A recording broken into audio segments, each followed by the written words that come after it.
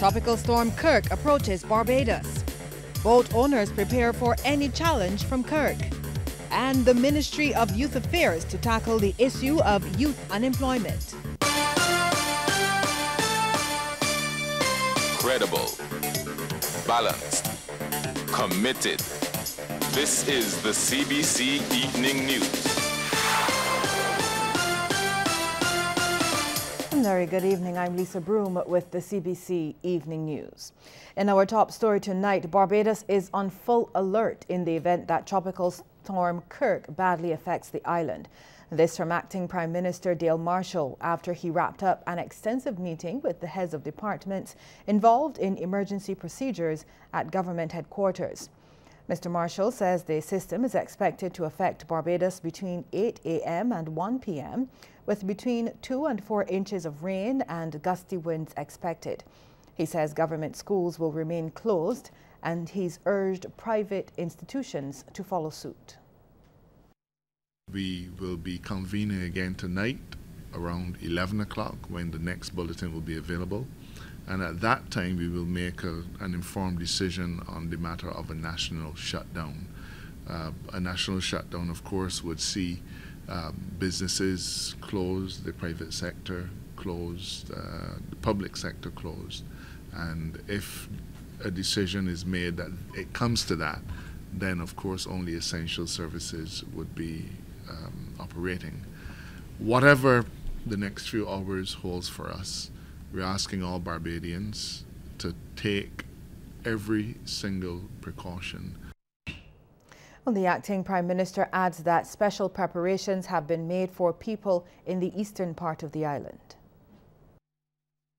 We are presently working on prepositioning food and general supplies in the Scotland district of Barbados. And the average Barbadian might not be aware of this, but this is a standard practice. So even now we're working on making sure that in the event that this tropical storm creates any serious challenge for us and areas in the Scotland district are cut off, that we will have prepositioned food and general supplies in those areas so that if there's, as I said, that worst case scenario, we'll be able to deal with the needs of vulnerable Barbadians in those areas. Along with the 16 Category 1 shelters that are prepared and will be opened, an additional 2 have been identified in St. Andrew and St. Joseph. The branch library at the Eric Holder complex has been identified as a building that is suitable for use as a Category 1 shelter, and that shelter will be available, open and available should weather conditions worsen to that point tomorrow. So for the first time in many years, we will actually have a facility in St. Joseph that is anticipated to be able to accommodate around 50 people. St. Andrew, the Costa Edwards School has also been earmarked as a Category 1 shelter that is available for St. Andrew, and that will also be manned and available should conditions warrant it. Well, Barbados is among several Caribbean islands placed under a tropical storm warning as the remnants of Kirk regenerated into a tropical storm. Now, watches have been extended to Dominica and the French islands of Martinique and Guadeloupe. A tropical storm watch is in effect for St. Vincent and the Grenadines. We now join meteorologist Wayne McGarry. He joins us now to give us an update on Tropical Storm Kirk. Wayne, what can you tell us certainly about the intensity and the location of Kirk right now? Blessed good evening to you, Lisa, and to our viewers. Now, at 5 p.m., this system is located 12.7 degrees north, 55.7 degrees west, or about 260 miles to the east of Barbados. Now, maximum sustained winds are now 60 miles per hour, and this system is expected to take a slight west-northwestward track over the next 12 to 18 hours rather, and this will take it just about 50 miles to the north of the island. Now, the tropical storm force winds extend outward 115 miles to the northeast, as well as 90 miles to the southeast, and that quadrant is what we're mainly focusing on right now because the system will pass north of the island.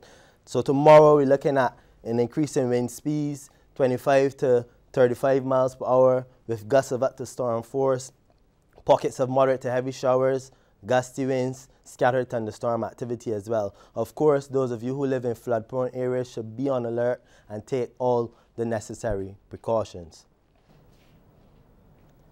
Wayne, thank you. And Wayne will be back in the weather segment to give a full update on Kirk and anything else that's happening in the weather in the region.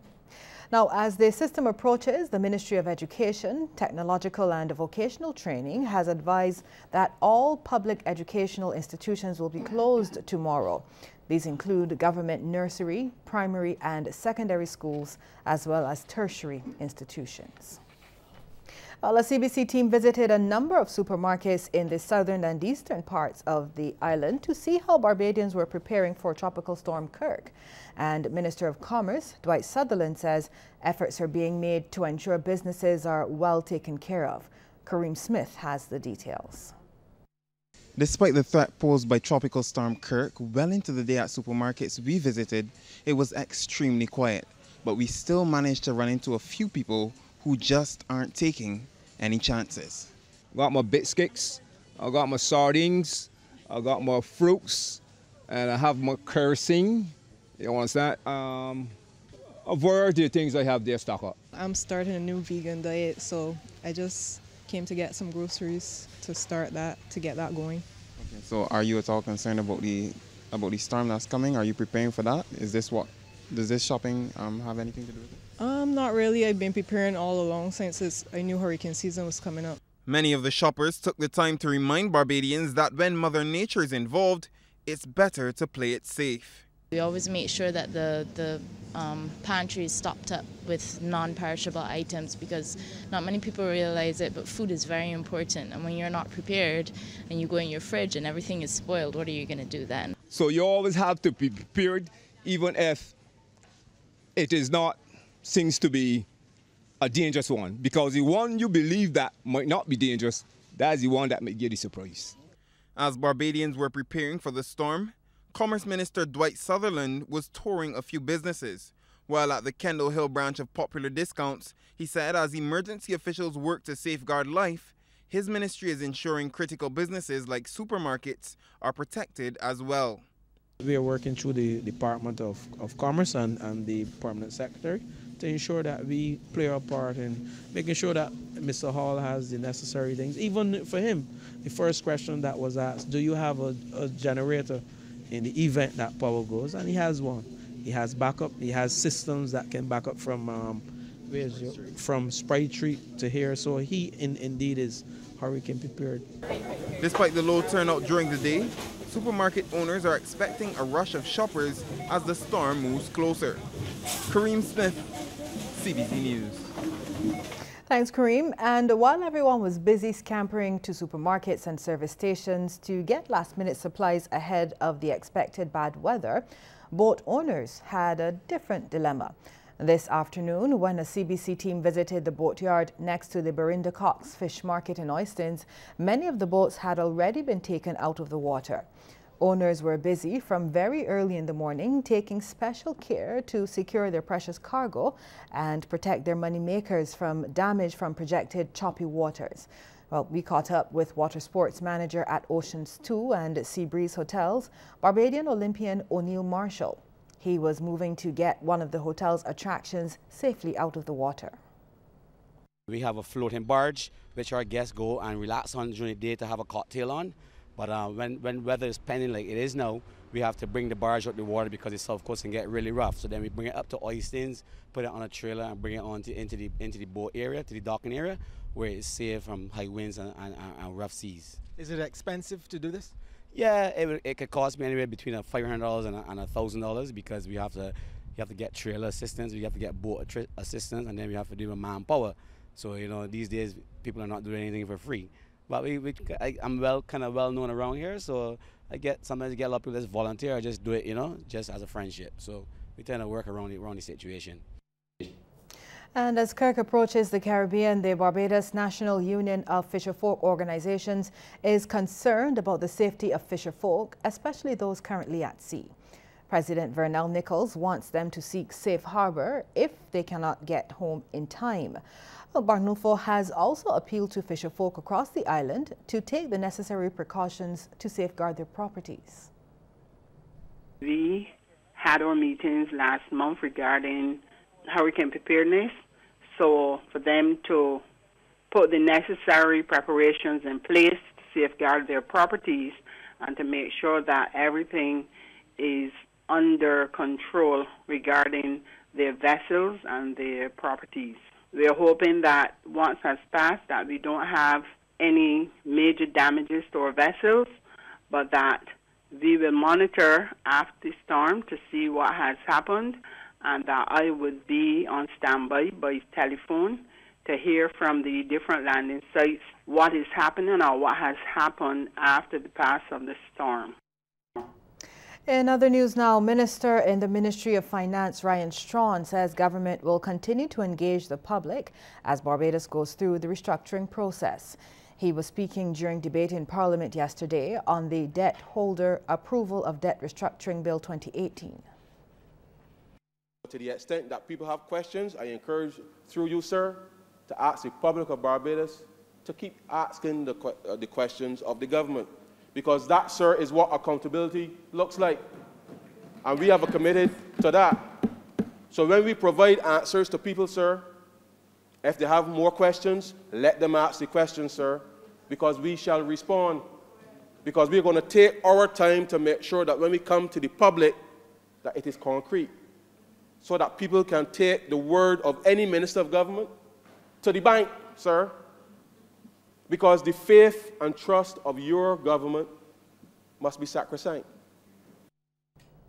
Well, the governance arrangements in Barbados and the region have been called into question, with a university lecturer suggesting the Westminster model is making it hard to scrutinize government policies.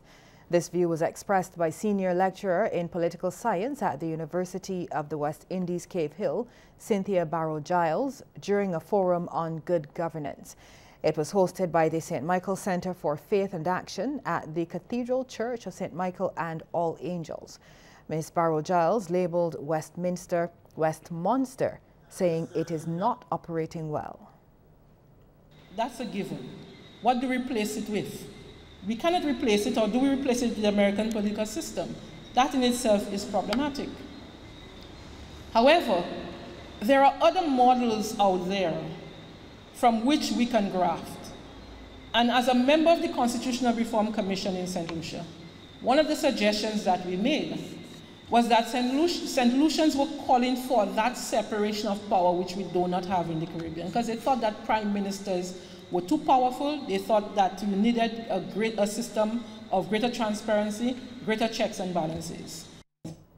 A likely replacement identified by Ms. Barrow-Giles is the French political model. They engage in a power-sharing arrangement where they have ensured that the parliament, and the French has always been in a better position than we would, because they have multiple political parties, we have two. But the parliament or the legislative branch of government would be separated from the executive branch of government in this way. You elect people to sit in the legislative branch of government. On the Westminster model, what do? We then graft them, or we select them from the legislative branch of government to sit in the executive branch of government. They do not give up their position. The government's debt restructuring plan is expected to impact at least one of the country's tertiary institutions. The Barbados Institute of Management and Productivity, or BIMAP, currently holds more than $1 million in government securities, some of which are expected to mature next year. However, audit partner of KPMG, Andrew Brathwaite, says, like other local creditors, BIMAP will not only receive less interest on its investments, but it will also have to wait longer for them to mature. Interest rates were in excess of 7%. Under the terms of the restructuring, that interest rate will go as low, I believe, as 1%, and then it will escalate after a number of years to about 3 or 4%, and then it goes up after a number of years. So the implication of that is that the Institute will be receiving less cash as interest over the term of these securities. And then the other major implication is that the term of the securities has been extended. Mr. Brathwaite was speaking during BIMAP's annual general meeting earlier today, where he revealed that the Institute's pension plan with Sagicor Life may also indirectly hold debt instruments issued by government and therefore could also be affected. Because of the type of the plan that you have a deposit admin plan, the impact on that is going to be less severe than if you have different types of plans with Sagicor. So in theory, Sagicor is in effect guaranteeing the value that is in that deposit admin fund. But again, the impact may be on the return that the Institute gets on that fund. Tackling youth unemployment is high on the list for the Ministry of Youth Affairs and Community Empowerment. Youth Affairs Minister Adrian Ford says the issue is a major concern, but he says his ministry is undertaking a number of initiatives which will bring relief to this and other issues young people face. The ministry has responded by providing access to training opportunities at established educational and training institutions, and providing mentoring and internship programs for participants in our programs. In addition, we are at the cusp of rolling out our Building Blocks project, which will signal a heightened level of participation and transformation of blocks across Barbados. Minister Ford was speaking at the National Youth Consultation, which is being held under the theme Safe Spaces for Our Young People. The consultation is one of the activities for National Youth Week, and the minister says young people are our partners in national development and should be involved in policy making. He also wants non-governmental organizations to play their part in youth development. It is recognized that government cannot provide all the services to our young people alone, and that there are many private and non-governmental organizations that have stakes in the welfare of our youth. I am of the view, therefore, that the issues confronting the youth must be addressed through collaborative efforts of all these stakeholders, who must combine resources and expertise to fashion effective and holistic responses. The top 6 interns at the Queen Elizabeth Hospital over the last year have been told to ensure that they remain continuous learners. The advice came from Dean of the Faculty of Medical Sciences, Peter Adams. He was speaking to the doctors just after they were presented with gifts to recognize their outstanding performance in what has been described as a rigorous year of work. Dr. Jamal Anthony, Dr. Asia Clark, Dr. Ebony Michael Grosvenor, Dr. Kezia Henry and Dr. Khadijah Moore were adjudged the outstanding interns, while Dr. Gary Weeks topped the list, being named Intern of the Year. Mr. Adams told the physicians whether they open their own practices or become consultants, they should remain lifelong learners. In the meantime, Dr. Weeks says he and his fellow interns have grown from the year-long experience. As a medical student, you hear stories of the hardships of internship. You follow your interns closely, just trying to get a taste of what it will be like in the next year. Just trying to prepare yourself. However, nothing but truly being an intern gets you ready for the job. As an intern, you begin to feel the responsibility of treating your patients and having the responsibility of doing so, and not to mention keeping your team happy. However, along with the stress of responsibility comes the pleasure of genuinely making a difference in our patients' lives. And that, for me, was the best and most rewarding time.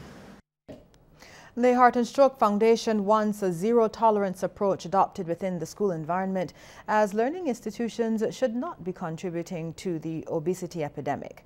Director Professor Anne St. John says the escalating cases of non-communicable diseases are having an adverse effect on children, particularly those overweight and obese. She says the time for action is now. Her comments came as she addressed a childhood obesity prevention conference at the Lloyd Erskine Sandiford Center, where the champions of childhood obesity were recognized. The two conditions have reached epidemic proportions of affecting 1 in 3 children, a scenario mirrored in the wider Caribbean islands globally and is a disturbing situation.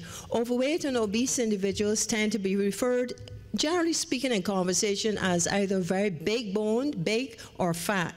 It's a visual impression.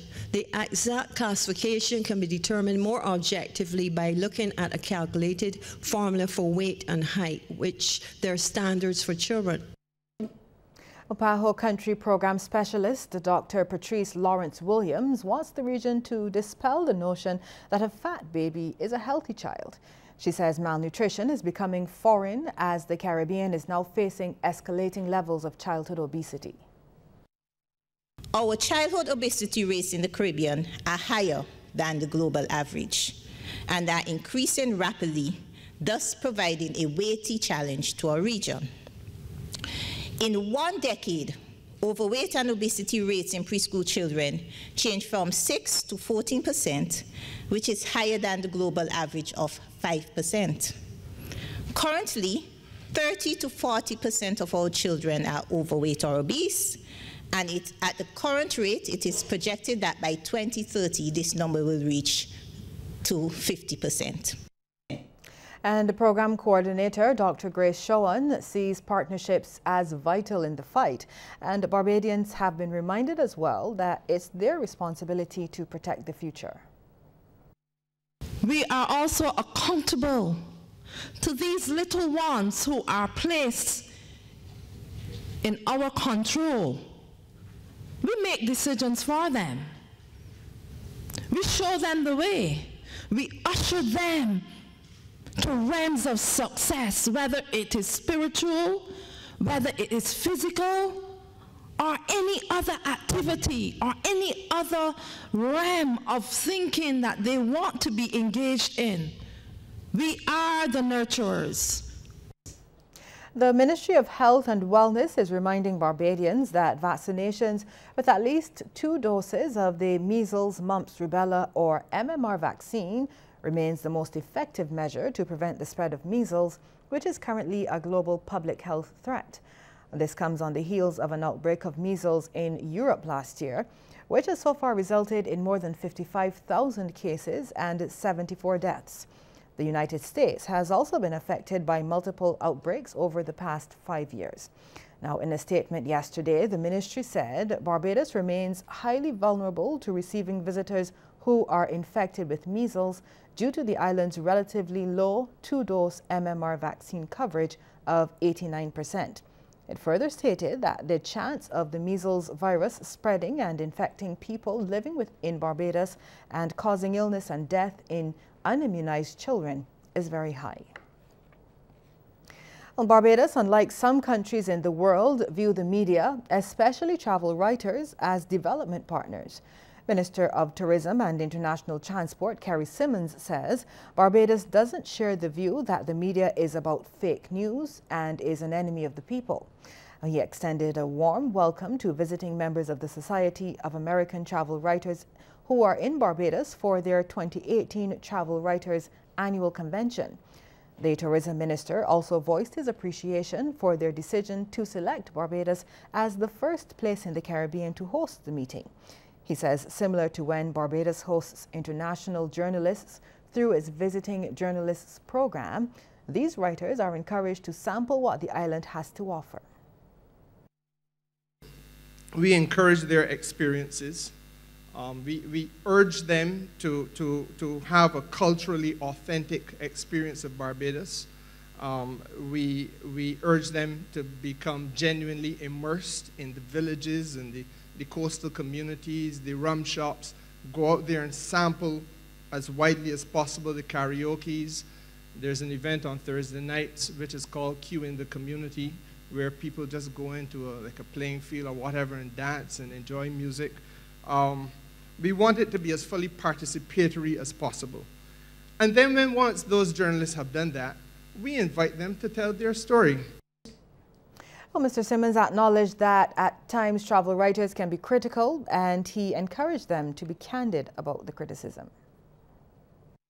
I don't fear the criticism. In fact, I welcome it.